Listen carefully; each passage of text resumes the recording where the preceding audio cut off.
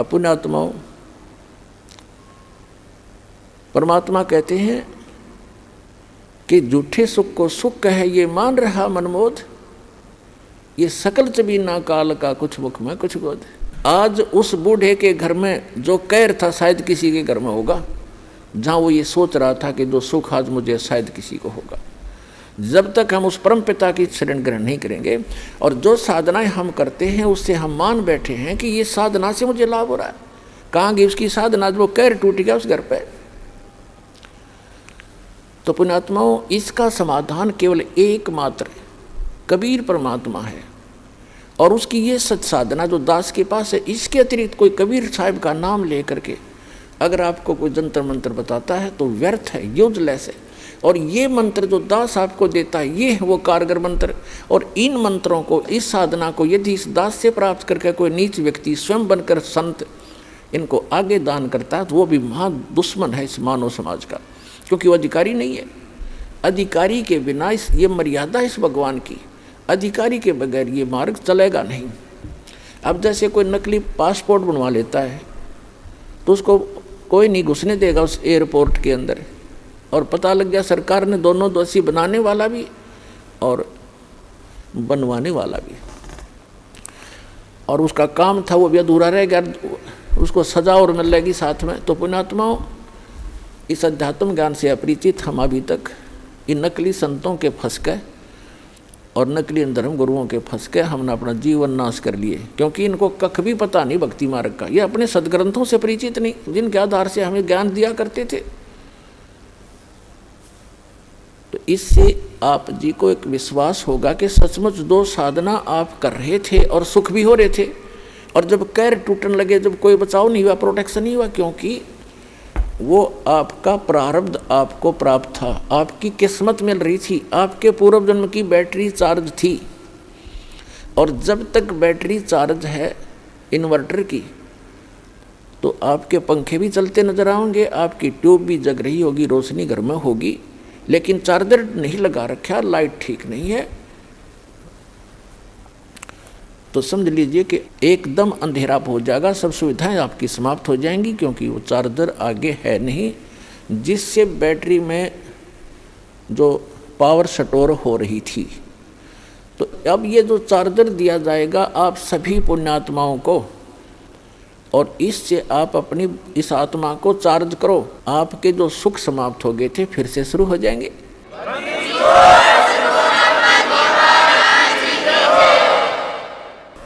परमात्मा कबीर जी कहते हैं, गुरु बिन माला फेरते, गुरु बिन देते दान, गुरु बिन दोनों निष्फल हैं, चाहे पूछो वेद पुराण।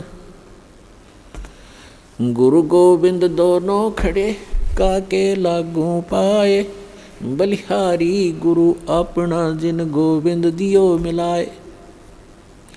गुरु बड़े गोविंद से मन में देख विचार, हरि सुमरे सो रह गए, गुरु सुमरे हो पार। कबीर हरि जय रूठ जा, गुरु की शरण में जाए, कह कबीर गुरु रूठ गए तो हर ना करे सहाय। अब जैसे क्या बताते हैं परमात्मा कि जिस समय आपका राम रूठ गया, हरि रूठ गया, भगवान रुष्ट हो गया, तो कैसे लक्षण होंगे? जैसे कोई दुखी व्यक्ति होता है और उसको आपदा पर आपदाएं आ रही हैं तो वो अपने आप कहता है कि अभी मेरा भगवान रुष्ट हो गया, मेरा राम रूस गया। और जिसके सुख दिखाई देता है उसको सभी कहते हैं कि भाई इसका भगवान राजी है, इसका परमात्मा प्रसन्न है इसके ऊपर। तो पुण्यात्माओं, जैसे परमात्मा प्रसन्न का क्या लक्षण है कि उसके पुण्य उसके साथ हैं, तो तब तक उसका भगवान खुश दिखाई देता है।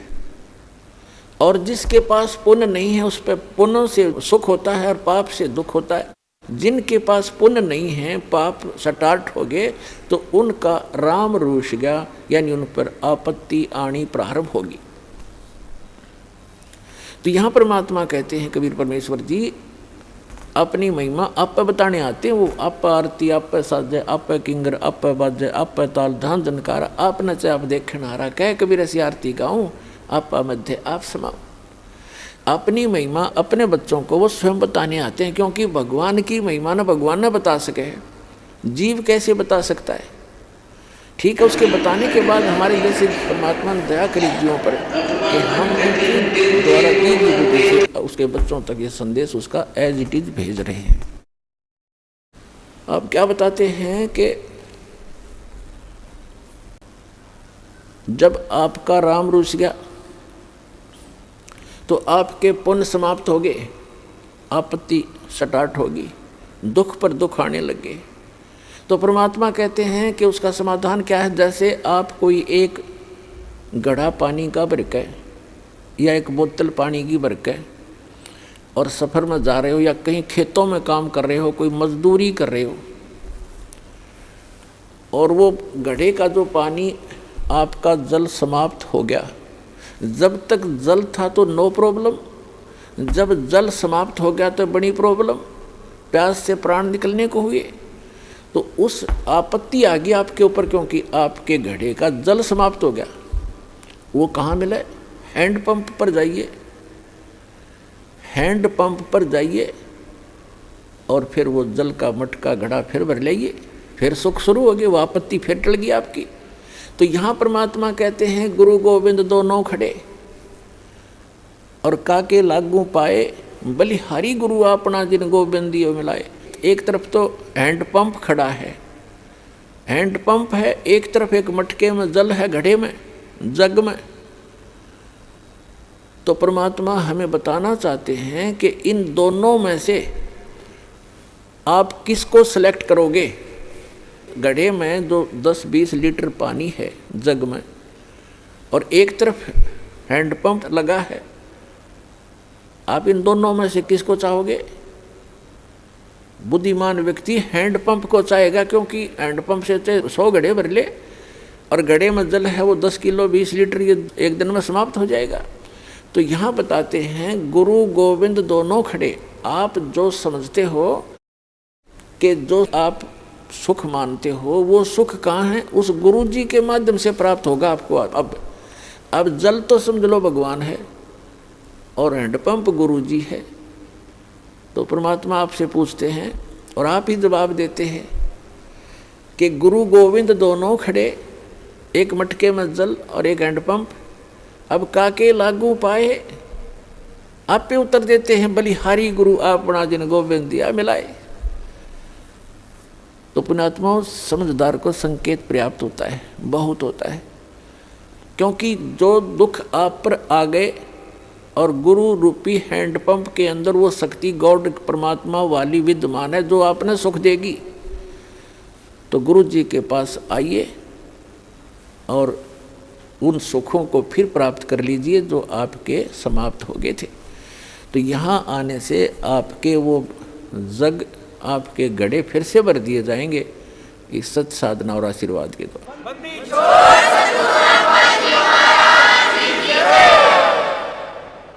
अपनात्माओं, देखो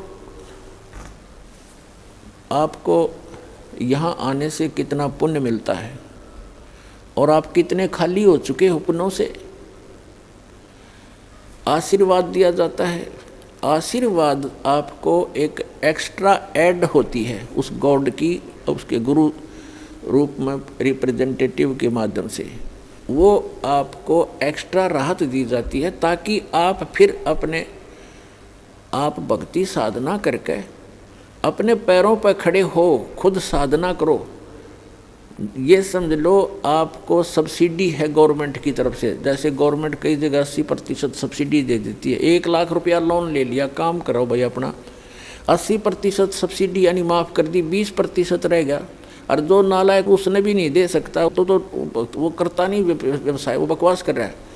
तो इस प्रकार आपको यहाँ आने से जो आशीर्वाद दिया जाता है, तो ये तो समझो आपको सब्सिडी दी जाता है ना, आपको ये तो फ्री में दे दिया।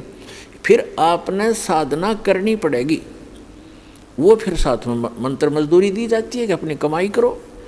अपने भर लो, फिर से बैंक बैलेंस बनाओ भक्ति का जो आप खाली कर चुके हो। और ये बैंक बैलेंस इस सत साधना से बनेगा, इसकी थोड़ी ही भक्ति से घनी कमाई होती है। ऐसा व्यवसाय दिया जाता है। जैसे एक मजदूर सारा दिन में 150-200 रुपये प्राप्त करता है, सारा दिन कस्सी बजाता है, और एक ऐसा व्यवसाय कर रहा है जो प्रतिदिन 1 लाख रुपए का गल्ला इकट्ठा उठाता है। तो दोनों ही मनुष्य हैं, दोनों ही कर्म कर रहे हैं, लेकिन वो कितना लाभ उठा रहा है और उसके पास कितना है। तो ऐसी साधना है ये, जो आप प्रतिदिन 1 लाख का गल्ला उठाओगे, 1 लाख रुपये। ये तो एक एग्जाम्पल है।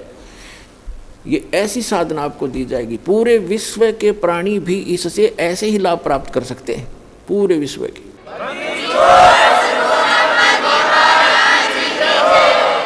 क्योंकि यहाँ तो आपने मजदूरी करनी है, और इस मजदूरी का बेनिफिट मिलेगा वहाँ, वो साहूकार देगा इसका बदले में आपको, सतलोक में बैठा जो सत्य पुरुष। और वहाँ हम जाएंगे, वहाँ आपकी ऐसी ही सृष्टि होगी। आप अपने बच्चों को, अपने पोते और पोतियों को परमात्मा से जोड़ दो। अब जैसे आपके लायक बेटा बेटी हैं और लायक आपके पोता पोती हैं, और आपको कितना अच्छा लग रहा है यहाँ पर, कितने प्यारे लगते हैं, कैसे इनके साथ घुल मिल कर रहते हो, बहुत अच्छी बात है। लेकिन इसमें इनमें रहोगे कितने दिन? तो आपको मूर्ख बना कर रखा हुआ यहाँ पर काल ने, 1 सेकंड में पता नहीं कि बिजली गिर जा। और इस सत्ज्ञान के अभाव से हम इन्हीं में उलझ पुलझ कर यहीं पर फंस जाते, और फिर अपने अपने ये संस्कार पूरे किए। आज दादाजी मनमान अगले दिन में नाइजीरिया में पैदा हो जा, और पोता हो जा अमेरिका में, या फिर दूसरा ये है दादा की जगह गधा बन रहा और पोता बन जा कुत्ता। तो अगले जन्म में तो नहीं रही, ये 60 हिस्सा जन्म में बिखर लेंगे आपके। धीरे धीरे सभी चले जाते हो, कभी बेटा मर गया, कोई पोता मर गया, कभी पोती मर गई, माँ मर गई, किसी का बाप मर गया। तो यही बिजली गिरनी शुरू हो जाती है, और हम कितने खुश हैं। तो परमात्मा ने बताया कि ये एज इट इज व्यवस्था आपकी ऊपर होगी। आपके घर खाली पड़े हैं, जहाँ आप रहा करते थे, आप वहाँ गलती करके यहाँ गिर गए हो। अब वो आपका समझ में नहीं आती, क्योंकि आप इस व्यवस्था में फाइनल हो चुके हो, इसको फाइनल मान चुके हो कि ऐसा ही होता है सबके साथ। नहीं, अब इससे आपका बुद्धि का सतर उत्तिष्ठ होगा, उठेगा, उभरेगा। इस ज्ञान से आपको यहाँ का ये नरक दिखाई देगा जिसको आप सुख मान बैठे थे। अब जैसे बहुत से उदाहरण हैं। एक ये पोलैंड देश का एक पूरा का पूरा कैबिनेट माने मंत्रिमंडल, यानी जिसमें 95 मंत्री प्रधानमंत्री थे, और सारे के सारे जहाज में बैठ के किसी का शोक व्यक्त करने जाते, किसी की मृत्यु के ऊपर, और उनका वो जहाज दुर्घटनाग्रस्त हो गया। वो सारे के सारे मर गए 1 ही सेकंड में। अब ये 2 साल पहले की बात है, सन 2011 में। तो पुण्यात्माओं, परमात्मा कहते हैं इस झूठे सुख को सुख है, ये मान रहा मनमोद, ये सकल जबीना काल का, ये काल का आहार है सारा, और कुछ मुख में कुछ गोद। अब कितनी हवा में उड़ रहे थे वो, प्रत्येक आदमी ऐसे ही रहता है। एक छोटा सा व्यवसाय करने वाला ही फूला नहीं समाता, वो तो प्रधानमंत्री मंत्री सतर के आदमी थे। तो उनकी कितनी इच्छाएं थी, ये कर देंगे, वापस आएंगे, ऐसा करेंगे, वैसा करेंगे, अब खाक करेंगे। अब कोई बिल्ली बन कर घूम रहा, कोई कुत्ता बन कर घूम रहा होगा, कोई गधा बन गया होगा, कोई कितना और दुर्गति में गंदी नाली का कीड़ा बनेंगे।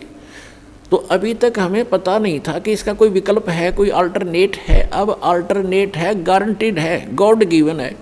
इस दास के पास प्राप्त है, कल्याण करा लो, और नहीं तो इसमें विवेचन करो।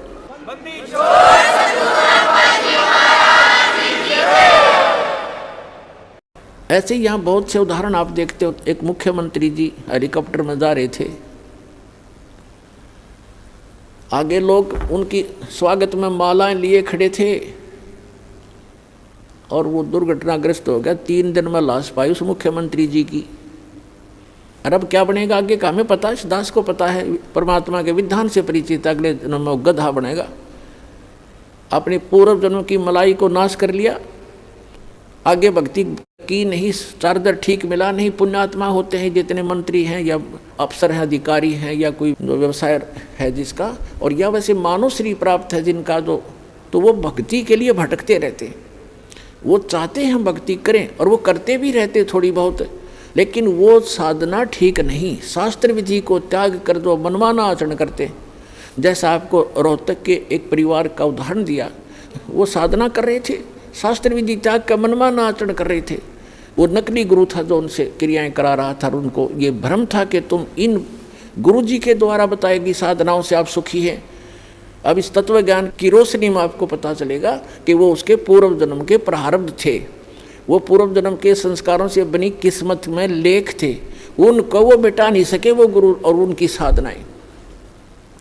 और ये सतपुरुष कबीर भगवान की साधना इस दास के पास है। इससे कहते हैं संत शरण में आने से आई टले बला, और जब मस्तक में सूली हो मृत्यु हो वह कांटे में टल जा।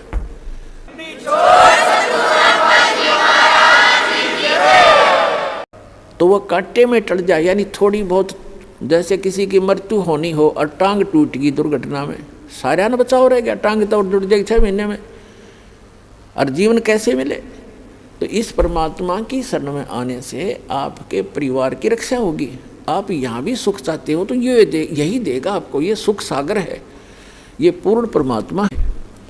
और फिर यहाँ से जब आप जाओगे सतलोक में जाओगे, वहाँ आपके बहुत बड़े बड़े महल, सुंदर महल यूँ के यूँ रखे खड़े हैं, वो खाली पड़े हैं। आप अपनी अज्ञानता से और यहाँ आ गए हो, जिसके विषय में हम आपको बताते भी रहते हैं। सृष्टि रचना से आपको ज्ञान होगा। सृष्टि रचना की दास ने प्रवचन कर रखे हैं, उनकी CD उपलब्ध है, और पुस्तकों में भी भक्तों ने बना रखे हैं, वो आप पढ़ सकते हो, सुन सकते हो। तो कहने का भाव ये है कि वहाँ पर अपने सतलोक के अंदर आपके सारे परिवार यानी पूरे महल हैं, बहुत सुविधाएं हैं। जैसे आप यहाँ क्या देखते हो, जरा सा भी व्यक्ति रोजी रोटी से जिसकी सुविधा उभर जाती है, जैसे आम गरीब निर्धन व्यक्ति तो अपना हैंड टू माउथ होता है, उसने तो अपनी चारपाई और घर की व्यवस्था मुश्किल से पूरी होती है, तो एक झोंपड़ी हो उसी में संतुष्ट है। और जिसका थोड़ी सी पोस्ट हो जाती है, थोड़ा सा धन हो जाता है, तो वो क्या करता है, कोठी हो, सुंदर चारों तरफ चिप्स लगी हो, मार्बल लगा हो, पत्थर लगा हो, आगे लान हो बहुत बड़ा सुंदर, और उसके अंदर बगीची बनी हो चारों तरफ के, उसमें फुहारे छूट रहे हों। ये प्रत्येक की नीयत है कि जैसे इनमें मैं ठाठ लूँ, और ठाठ खाक लेगा, यहाँ तो चाहे वो फुहारे भी ला ले और सारी कोठी भी बना ले और बड़ा एक फार्म भी बना ले, और अंदर टेंशन 20 उसका, उसमें धक्के खाओ फुहारे में, तब भी चैन से नहीं रह सकता। तो ये हमें क्यों ऐसा लाइक है, क्यों पसंद है, क्योंकि हम ऐसे स्थान पर रहा करते, वहाँ हमारी सुविधाएं ऐसी हैं। इसी की नकल इस काल ने कर रखी स्वर्ग में। जो यहाँ से देवता बनकर जाते हैं उनको, जैसे यहाँ अच्छे अधिकारियों को गवर्नमेंट अलॉट कर देती है कोठियाँ, तो ऐसे वहाँ अलॉट कर दिए जाते हैं आपको अलग अलग, लेकिन वहाँ पूंजी आपकी नष्ट होती है, आपका पुण्य अक्षीण होता है। तो वो सुविधाएं, उस सतलोक वाली सुविधा से स्वर्ग की तो ये समझ लो उसके तुलना में कुछ भी नहीं है जो सतलोक में आपको सुविधा है। स्वर्ग में भी ऐसा ही है, मृत्यु होगी, पुण्य समाप्त होंगे, आप फिर यहाँ होगे। स्वर्ग के देवता भी गधे की योनि से स्टार्ट होते हैं। बताओ खाक है ये स्वर्ग का राज्य और क्या इस पृथ्वी का राज्य। तो सतलोक के अंदर आपको ये सभी सुविधाएं उपलब्ध हैं। जैसे अभी तक ये नकली पंथ कबीर साहब की वाणी चुरा के अरे एक पंथ चला बैठे, कितने जीवों का नाश कर दिया, राधा स्वामी पंथ, जय गुरुदेव पंथ, और ये सच्चा सौदा सिरसा और जगमाल वाली पंथ, एक ये जनौद के अंदर बना हुआ है ताराचंद पंथ, ये भी उसी कुएं का जल है राधा स्वामी वालों का। तो ये क्या बताते हैं ऊपर कि प्रकाश ही प्रकाश है, चेतन ही चेतन है, वहाँ पर आत्मा ऐसे लीन हो जाती है जैसे बूंद समंदर में, वहाँ और कुछ है ही नहीं। ऐसे कबीर पंथी बताते हैं भगवान निराकार है, आत्मा उसमें जाकर मिल जाती है। एक ये जम्मू वाला चतुरता दिखाई इसने। फिर बताते हैं परमात्मा कहते हैं चोर चुरावे तूंबड़ी गाड्डा पानी में, वो गाड्डे हुआ ऊपर आवे न सच्चाई छनी ना। रांजड़ी वाला जम्मू वाला जो मधु परमहंस है, इसने चतुरता दिखाई। कबीर साहब की वाणी में पढ़ लिया कि वहाँ हंस आत्मा का शरीर 16 सूर्य जितना प्रकाश है, उसने प्रकाश नोट कर लिया।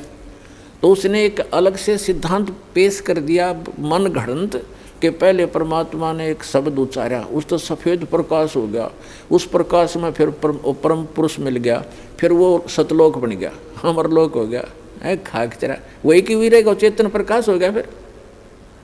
और आत्मा उसमें ऐसे घूमती है जैसे बिंदु टाइप में, जैसे मछली पानी में घूमती है, ऐसी स्थिति सतलोक की बता रहा है ये जम्मू वाला रांजड़ी वाला मधु परमहंस। तो इनको कख भी पता नहीं, भक्ति मार्ग का ने डबो दिया विश्व का विश्व।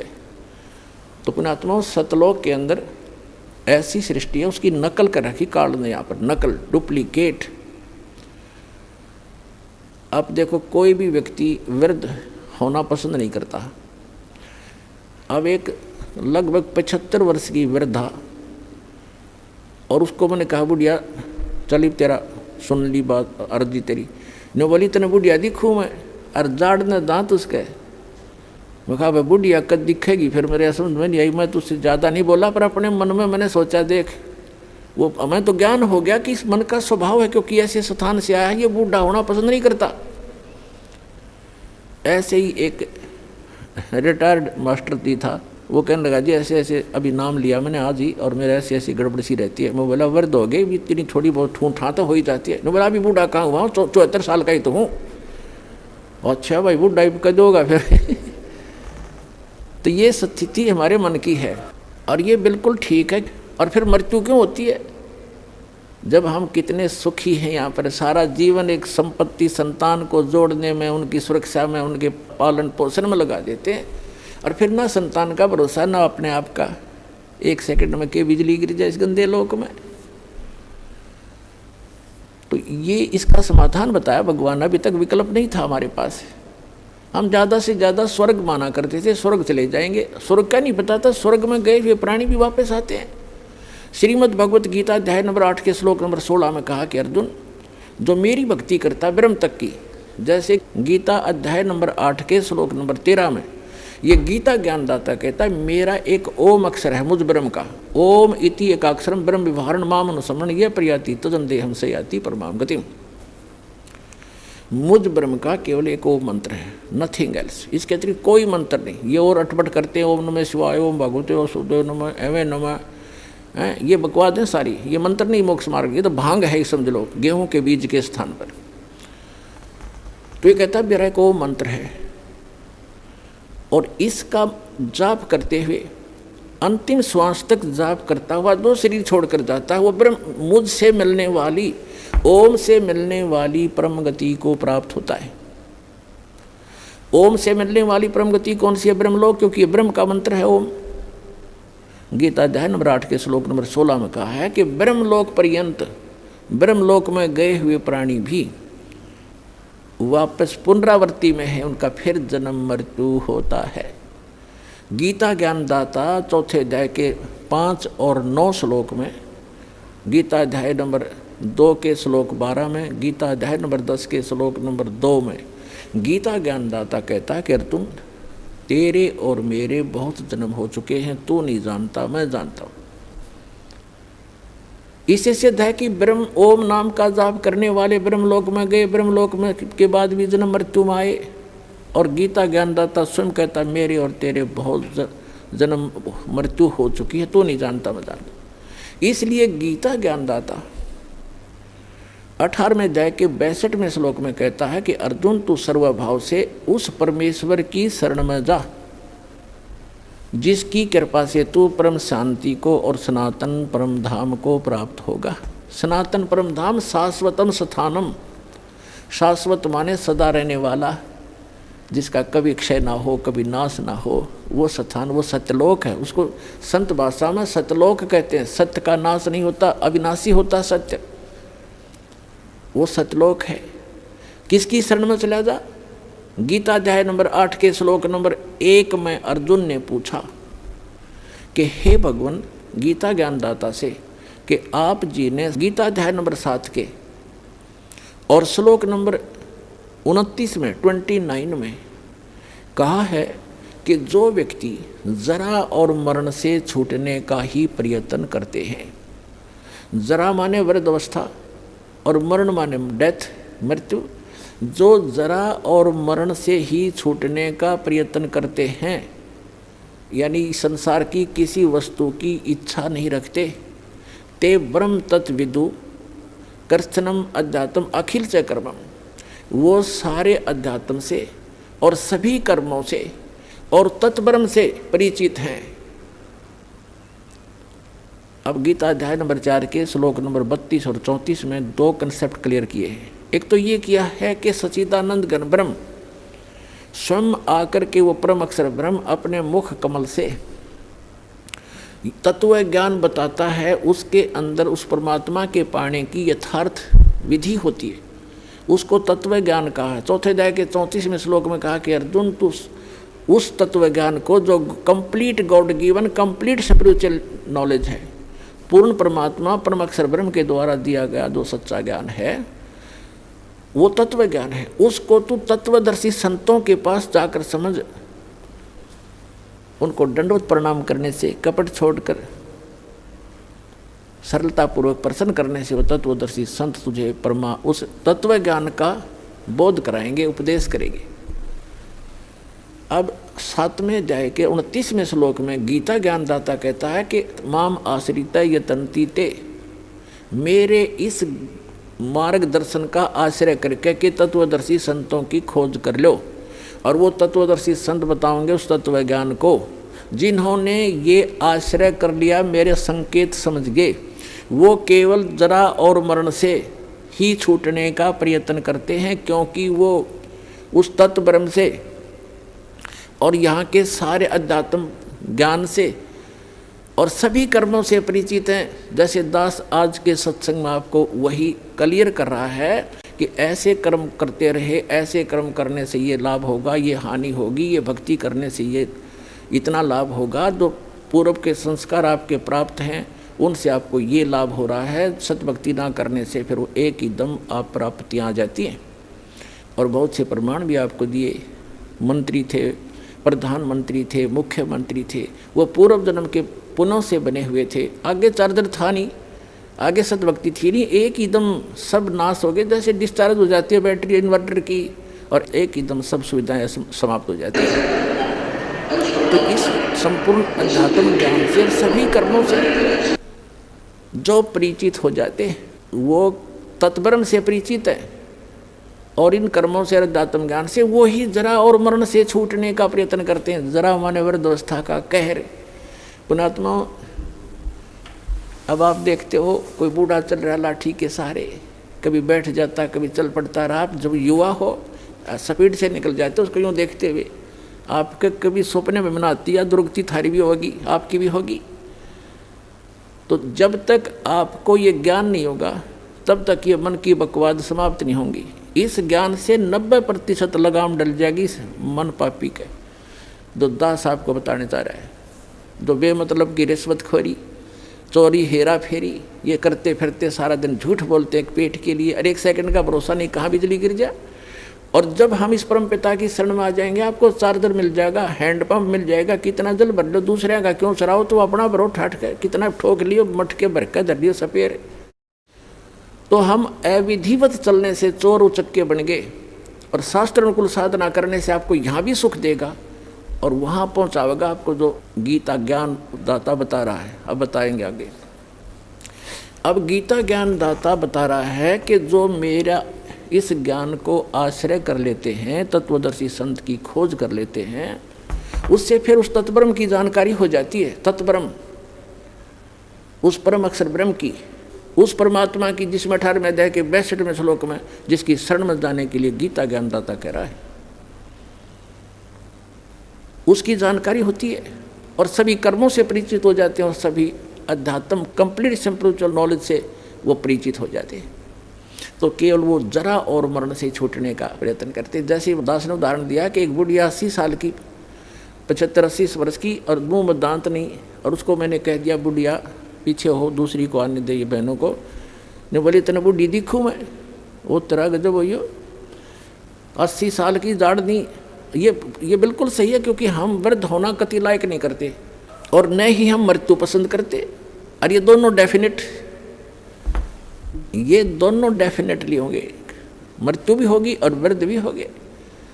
तो पुण्यात्मा 8वें अध्याय के प्रथम मंत्र में अर्जुन ने पूछा कि हे गीता ज्ञानदाता से कि हे पुरुषोत्तम, क्योंकि उसको पुरुषोत्तम मान रहा था, वो श्री कृष्ण मान रहा था कि श्री कृष्ण ये ज्ञान दे रहा है, लेकिन श्री कृष्ण के अंदर यूँ काल बोल रहा था गीता ज्ञानदाता।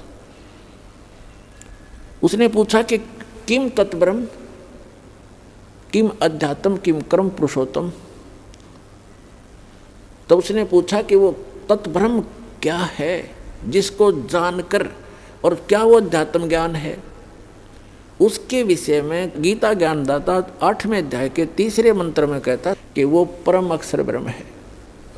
वो परम अक्षर ब्रह्म है, गीता ज्ञानदाता से अन्य है वो भगवान, जो सर्व सुखदायी है, सर्व पाप नाशक है और जो शाश्वत स्थान प्रदान कराने वाला है।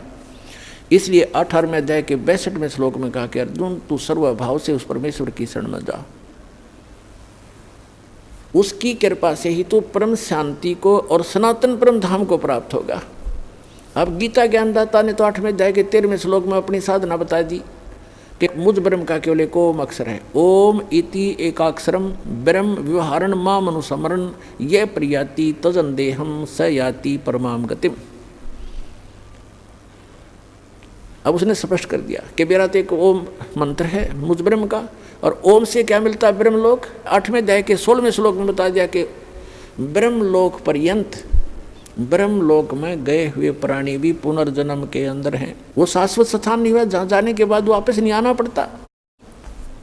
15वें अध्याय के 1 से लेकर 4 श्लोक में श्रीमद् भगवत गीता में कहा है कि अर्जुन ये उल्टा लटका हुआ संसार रूपी वृक्ष है, जिसकी ऊपर को जड़ जो मूल है वो तो परम अक्षर ब्रह्म समझो, वो तो पूर्ण परमात्मा है, और नीचे को तीनों गुण रूपी शाखा है, रजगुण ब्रह्मा, सदगुण विष्णु, तमगुण शिव जी। और जो संत इस उल्टे लटके हुए संसार रूपी वृक्ष के सर्व भाग बता देगा, सब विभाग बता देगा, पार्ट्स ऑफ द ट्री, स वेदवित, वो वेद के तात्पर्य को जानने वाला है, अर्थात वो तत्वदर्शी संत है। चौथे अध्याय के 34वें श्लोक में कहा है कि उस तत्वदर्शी संत की शरण में जा, उनको दंडोत प्रणाम करने से, कपट छोड़कर प्रश्न करने से वो तत्वदर्शी संत तुझे उस तत्व ज्ञान का उपदेश करेंगे। उसकी पहचान बताइए 15वें अध्याय के प्रथम मंत्र में, जो उल्टे लटके हुए संसार रूपी वृक्ष के सभी छंद बता देगा, सब विभाग बता देगा, सवेदवित, वो तत्वदर्शी संत है। जब परम पूज्य कबीर परमेश्वर जी आदरणीय स्वामी रामानंद जी को सचखंड लेकर गए थे, फिर उनको वापस छोड़ा था, तब कहा था दोहू ठौर है, एक तू भया एक से दो, और रामानंद कहे हम कारणे तुम आए हो मगजो। तुम साहेब तुम संत हो, तुम सतगुरु तुम हंस, और गरीबदास तेरे रूप बिना और न दूजा अंश। तुम ही साहेब हो, परमात्मा हो, तुम ही सतगुरु हो, सच्चा ज्ञान मालिक आपके पास ही है, इस विश्व में किसी के पास सच्चा ज्ञान नहीं है, आप सतगुरु हो। तुम साहेब तुम संत हो, एक संत, संत माने सीधा, संत सोए दो सीधा चाले, सब बकवादें छोड़ दे, यहाँ की सब बुराइयों से हट करके अपना जैसे मालिक दे उसी में गुजारा करे, संत सोए दो सीधा चाले। तुम साहेब तुम संत हो, तुम सतगुरु तुम हंस, यानी सब बुराइयों से बचे हुए एक सच्चे हंस, सच्चे भक्त भी आप ही ने भूमिका की है।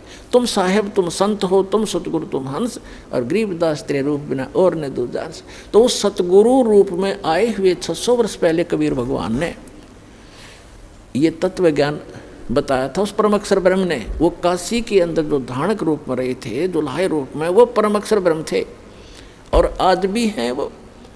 वो हमारे को ज्ञान देने आए थे, हमारे को एक ट्रायल देने आए थे कि संसार में घने धन की जरूरत नहीं है, जो घना इकट्ठा करता हो महामूर्ख है। कबीर साहब कहते हैं परमात्मा आपको दे जो आपके प्रारब्ध में, आपकी किस्मत में है, सहर्ष स्वीकार करो, लेकिन उसको दुरुपयोग ना करो। बीड़ी शराब मांस तम्बाकू अरे तोचले बनाने पर, नाचने और गाने पर, ब्याह के अंदर बकवाद करने पे, ये दुरुपयोग है तुम्हारा। इसको या तो दान करो और अपना सीमित सा अपना धंधा करो, जो भगवान में बाधक ना बने। तो यहाँ परमात्मा ने रहकर दिखाया था कि टोटे में भक्ति करे, सोए सही सपूत, और ये मायाधारी मस्करे ना जाने कितने जालिए ऊते। तो परमात्मा ने बताया कि एक रिहर्सल करके दिखाई दाता ने एक रोल किया कि भगत को इतना पर्याप्त है। घर तो 3.5 हाथ गणाता है 4.25, कह कबीर जो घना चावे उसको नहीं विचार। फिर भी भगवान जो आपको दे रखा है उसमें संतुष्टि रखे और केवल माया की ही डिमांड भगवान से नहीं करे। परमात्मा कोई बालक नहीं है। डॉक्टर के पास आप चले जाते हो, अब डॉक्टर को तो सारा पता है मरीज का, जब उसके दाखिल हो गया, वो एडमिट हो गया, अब मरीज अपना दर्द तो बता सके हैं, लेकिन डॉक्टर ने कौन सा इलाज पहले करना वो तो डॉक्टर जानता है। अब जैसे आपका एक्सीडेंट हो गया, डॉक्टर के पास चले गए, आपका रक्त बह रहा है, ब्लड निकल रहा है, ब्लीडिंग हो रही है, उधर से आपकी टांग में पीड़ा हो रही है, तो वो डॉक्टर आप बेशक चिल्ला रहे होगे लेकिन पहले ब्लड को रोकेगा कि ब्लड बह गया तो ये मर जाएगा, या टांग की चीज़ तो फिर बंद कर दूंगा, तो पहले वो ब्लड बंद करेगा ताकि आपका जीवन नाश ना हो, वो दर्द फिर हो जाए ख़त्म। तो इसी प्रकार आप जी यहाँ आते हो, एक परमात्मा के हॉस्पिटल में आ गए, वह आपके सारे दुख दूर होंगे। अब आपने टारगेट बना रखा है मेरा ये काम हो, बस ये हो, और भगवान ने ये पता कि इसकी जान जाने वाली है, 10 दिन के बाद इसका जीवन नहीं है, तो आपकी एज एक्सटेंड करेगा। उम्र एक्सटेंड करने के लिए जो आपको एड दे रहा है वो काम आपका भले ही ना हो रहा है, लेकिन आपको जीवन दान दे करके वो 100 सुख देगा फिर आगे चल के। और मरीज ये कहे मेरे टांग में पीड़ा, तू कैसा डॉक्टर है, मुझे दर्द ही नहीं ठीक हो रहा, लेकिन डॉक्टर को पता है कि इसका ब्लड रोकना जरूरी है, तो डॉक्टर वही काम करेगा जो आपके हित में होगा, आपकी नहीं मानेगा पहले वो।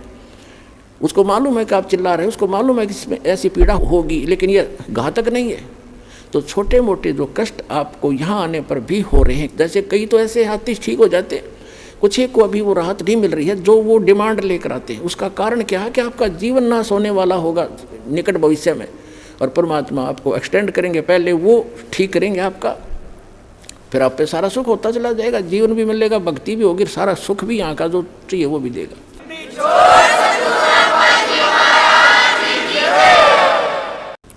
तो प्रसंग चल रहा है कि हम गीता अध्याय नंबर 15 के श्लोक नंबर 1 से 4 में ये स्पष्ट किया है कि उल्टे लटके हुए संसार रूपी वृक्ष को जो जानता है वेदवित, वो तत्वदर्शी संत है, वो वेद के तात्पर्य को जानने वाला यानी तत्व ज्ञान युक्त है।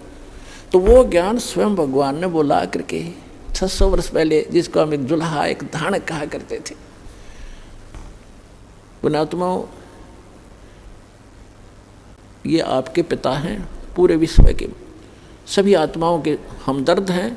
हमारे लिए ये कैसे वेशभूषा में यहाँ रहा करते थे और कैसा रोल करते थे, और पूरे ब्रह्मांडों का संचालन भी वो एक झोंपड़ी में बैठकर किया करते थे। उसकी समर्थता से जब आप परिचित होगे तब आपको पता चलेगा सचमुच हम भगवान को छोड़कर अन्य की जो साधना कर रहे थे वो मोक्षदायक भी नहीं थी, सुखदायक भी नहीं थी। तो क्या बताया परमात्मा ने, अक्षर पुरुष एक पेड़ है जो पृथ्वी से बाहर दिखाई देता, उसको पूरे सभी विभाग सहित उसको पेड़ बोलते हैं, ट्री बोलते हैं, वृक्ष कहते हैं, दरखत कहते हैं, रूख कहते हैं। और उसकी जो नीचे का जो हिस्सा है जड़, वो प्रोक्ष है, वो गुप्त है। तो इसको उल्टा कर लीजिए, ऊपर को जो जड़ है वो संसार रूपी वृक्ष की, तो वो जड़ तो समझो पूर्ण परमात्मा है, और उस पूर्ण परमात्मा ने आके बताया है कि अक्षर पुरुष एक पेड़ है, और सरपुरुष वा की डार, ज्योति निरंजन जिसके कहते हैं सरपुरुष, और तीनों देवा शाखा है ये पात रूप संसार। ये देखिएगा एक संसार रूपी वृक्ष का चित्र दिखाते हैं। ये पृथ्वी से बाहर जो दिखता है समझो,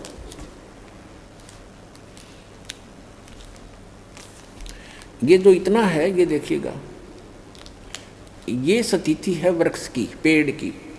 परमात्मा ने खुद बताया कि अक्षर पुरुष एक पेड़ है, ये सारा एक पेड़ है, और इसका तना जो है ये अक्षर पुरुष है, और सरपुरुष या की डार, और तीनों देवा शाखा हैं ये पात रूप संसार। आप जी यहाँ पर हैं नीचे, और ये अक्षर पुरुष है, ये तना है।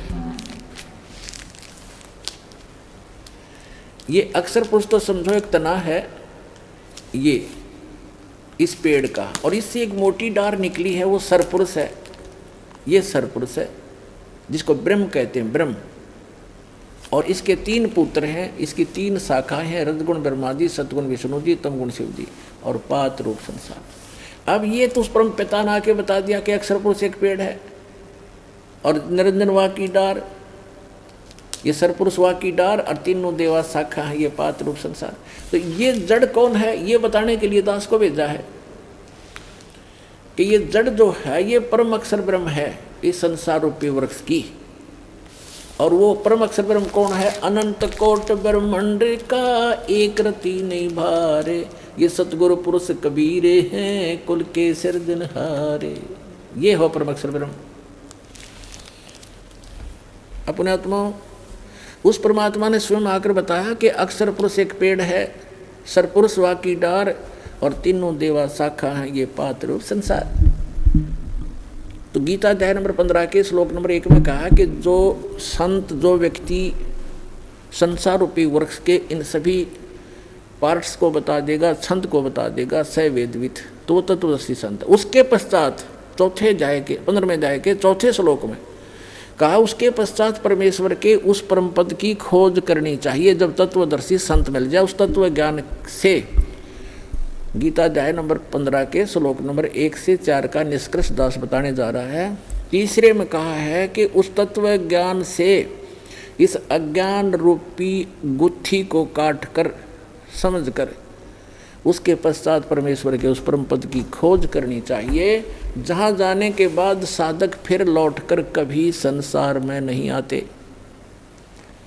और गीता ज्ञानदाता कहता है कि जिस परमेश्वर से संसार रूपी वृक्ष की ये प्रवृत्ति विस्तार को प्राप्त हुई है, यानी जिसने सब ब्रह्मांडों की रचना की है, केवल उसकी भक्ति करना और की नहीं। अपनी भी भक्ति को मना करता है, तुझे मोक्ष चाहिए, वहाँ जाना चाहता है, जहाँ जाने के बाद लौटकर साधक फिर संसार में कभी नहीं आते, उसके विषय में कहता है फिर तो उसी की भक्ति करनी है और को इष्ट रूप में नहीं मानना। ये देखिएगा श्रीमद् भगवद गीता और जयदयाल गोविंद का द्वारा इसका अनुवाद है। इसके 15वें अध्याय पर चलते हैं। यह है अथ पंथ 10वां अध्याय, 15वां अध्याय। इसमें कहा है श्री भगवान वाच ऊर्ध्व मूलम अधः शाखम अश्वत्थम प्राहु अव्यम छंदासी यस्य प्रणानी ये तम वेद स वेदवित। इन्होंने अनुवाद ठीक नहीं करना आया, ये तो ठीक लिखा ना। आदि पुरुष परमेश्वर तो समझो ऊपर को जड़ है, वो तो पूर्ण परमात्मा है। ऊर्ध्व मूलम ऊपर को शाखा लिखना था, वो आदि पुरुष परमेश्वर है। और अधः शाखम नीचे को शाखा वाला, ये गलत लिखा है, पर माँ रूप मुख्य शाखा वाले नहीं। ये देखो दूसरे मंत्र में गीता अध्याय नंबर 15 के श्लोक नंबर 2 में अधः और अधः 2 बार आए हैं। इन्होंने इसका अनुवाद यहाँ किया है। अधः माने नीचे, अधः माने नीचे, बिल्कुल ठीक है। अधः माने नीचे, अधः माने नीचे। तो यहाँ ऊर्ध्व माने ऊपर, ऊर्ध्व माने ऊपर। यहाँ देखो, हम ही से देख लेंगे 15वें अध्याय के प्रथम मंत्र में ऊर्ध्व मूलम ऊपर को जड़ वाला, मूल जड़, और अधः शाखम नीचे को शाखा वाला। एक आम बालक भी समझ जाए इस ज्ञान से। और संसार रूपी पीपल के वृक्ष को अविनाशी कहते हैं। छंद, छंद वेद नहीं होते, छंद माने इसके विभाग जिसके पत्ते आदि कहे गए हैं।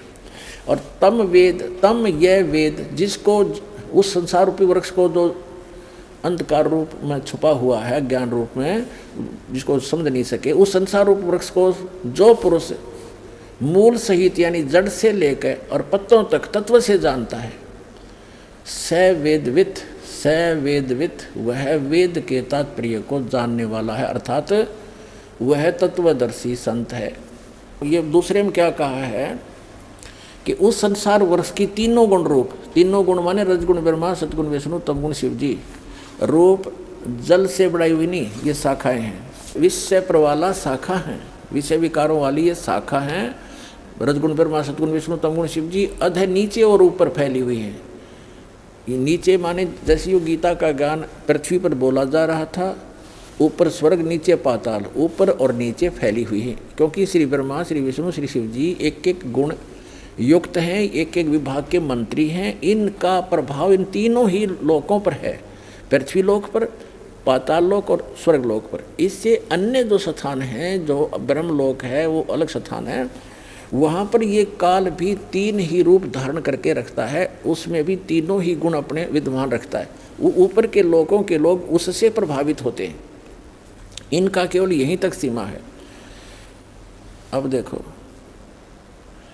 ऊपर और नीचे फैली हुई, और मनुष्य लोक में, इस संसार में कर्मों के अनुसार बांधने वाली ये भी मुख्य मूलानी मुख्य कारण है, नीचे और ऊपर फैली हुई है, नीचे और ऊपर। अब तीसरे में कहा है कि इस संसार वर्ष का स्वरूप जैसा कहा है वैसा यहाँ विचार काल में गीता ज्ञानदाता कहता कि जैसा इसके बारे में सुना है उसको पूर्ण रूप से मैं तेरे को नहीं बता पाऊंगा इस गीता जी के डिस्कशन में। इस संसार वर्ष का स्वरूप जैसा कहा है वैसा यहाँ विचार काल में नहीं पाया जाता, नहीं पाया जाता। क्योंकि गीता ज्ञानदाता कहता है कि क्योंकि न तो इसका आदि है और न अंत, तथा न इसकी अच्छी प्रकार से स्थिति है, यानी वो परिचित नहीं है उससे। इसलिए इस अहमता, इस सुविरुद्ध मूलम, इस दृढ़, अब जैसे संसार रूपी वृक्ष का ऊपर को जड़ जो स्थान है वो सतलोक, अलखलोक, अगमलोक, अकैलोक, ऊपर क्या जो पोर्शन है सारे चारों लोक वो अविनाशी स्थान है। इसलिए सुदृढ़ मूल का है, वो मूल जो है वो अविनाशी है, वो शाश्वत है। तो उस संसार रूपी वृक्ष के उस दृढ़ रूपी मूल वाले, यानी जो कभी नाश में नहीं आता, वो जड़ रूपी स्थान, वो भगवान समझो, स्थान और भगवान, यानी वहाँ का लोक भी अविनाशी, वहाँ का भगवान भी अविनाशी, वहाँ के गए हुए प्राणी भी अविनाशी। ये देखो सुविरुद्ध मूलम, उस अहमता ममता नहीं, उस अति दृढ़ मूल वाले, यानी उस अविनाशी मूल स्थान, जड़ रूपी स्थान वाले संसार रूपी पीपल के वृक्ष को दृढ़ असंग शस्त्रेण छित्वा, इन्होंने यहाँ गलत कर दिया, वैराग रूप शस्त्र द्वारा नहीं, उस तत्व ज्ञान रूपी शस्त्र द्वारा काट कर उसको समझ कर, उसके बाद चौथे श्लोक में कहा है, 15वें अध्याय के चौथे श्लोक में कहा है, ये 15वां अध्याय चल रहा है, 15वां अध्याय, यहाँ हमारे चौथा श्लोक पढ़ रहे हैं। उसके पश्चात उस परम पद रूप परमेश्वर को भली भांति खोजना चाहिए, जिसमें गए हुए पुरुष यानी साधक फिर लौटकर संसार में नहीं आते, उनका जन्म मरण फिर नहीं होता। और जिस परमेश्वर से इस पुरातन यानी आदि संसार रूपी वृक्ष की, यानी जिसने सारे ब्रह्मांडों की रचना किया, प्रवृत्ति विस्तार को प्राप्त हुई है, उसी आदि पुरुष नारायण के मैं शरण हूँ, ऐसा निश्चय करके उस परमेश्वर का ही मनन और निधि ध्यान करना चाहिए। परपदे माने उसकी पूजा करनी चाहिए। गीता ज्ञानदाता ने स्पष्ट कर दिया कि मेरी भक्ति करने से तुझे वो शाश्वत स्थान नहीं मिल सकता। उसके लिए गीता अध्याय नंबर 17 के श्लोक नंबर 23 में गीता ज्ञानदाता ने संकेत दिया है कि उस सच्चिदानंद घन ब्रह्म की साधना के 3 मंत्र हैं उसके पाने के। ओम तत्सत इति निर्देश ब्रह्मण त्रिवेद समर्थ ब्राह्मणा तेन वेदा च यगा च विहिता पुरा। उस सच्चिदानंद घन ब्रह्म को पाने का, उसके सतभक्ति करने का केवल ओम तत्सत ये 3 मंत्र का निर्देश है। निर्देश माने नथिंग एल्स, फाइनल फैसला, उसके अतिरिक्त अग्रम मग्रम समाप्त, ये निर्देश है, डायरेक्शन है, आदेश भी है और ये राय भी है।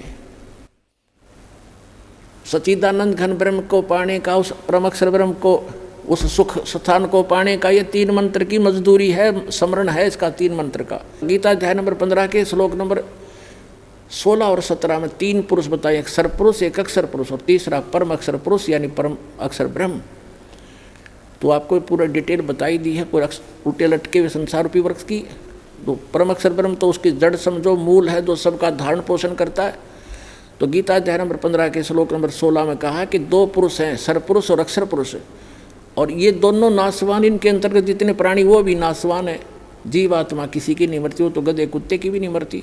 फिर 15वें अध्याय के 17वें श्लोक में तुरंत कहा कि उत्तम पुरुष है तू अन्य, पुरुषोत्तम सही भगवान तो इन दोनों से सर्प और अक्षर पुरुष है कोई और है जिसको परमात्मा कहा जाता है। और जो तीनों लोकों में प्रवेश करके सबका धारण पोषण करता है वो अविनाशी परमेश्वर है। यानी वृक्ष का धारण पोषण किससे होता है? मूल से होता है, जड़ से होता है, और जड़ वो परम अक्षर ब्रह्म है। तो परम अक्षर ब्रह्म वो कबीर भगवान जो है वो सबका धारण पोषण करने वाला वही है।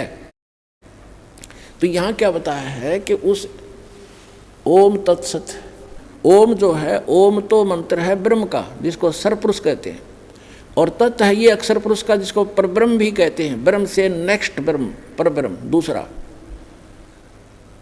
और तीसरा जो मंत्र है सत्य, वो परम अक्षर ब्रह्म का है, वो परम अक्षर पुरुष का है।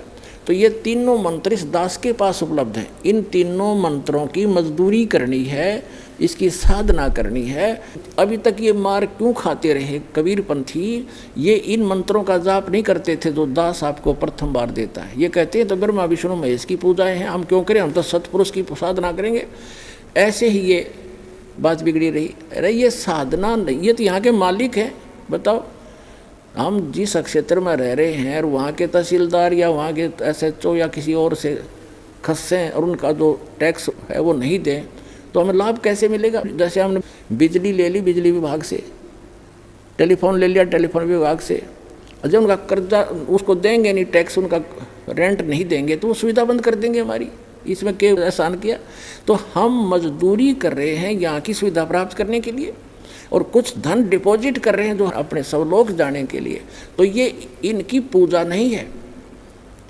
हम कोई किसी से जैसे टेलीफोन वालों से टेलीफोन सुविधा ले रखी है, मोबाइल फ़ोन ले लिया, तो उनसे हम अपनी जो मजदूरी करके उनको दे रहे हैं, उनका किराया रेंट उसका बिल भर रहे हैं, तो वो उनकी पूजा नहीं करे, वो हमें आवश्यकता है इसलिए, और उनसे मेल रखना भी हमारे सभ्यता शिष्टाचार है।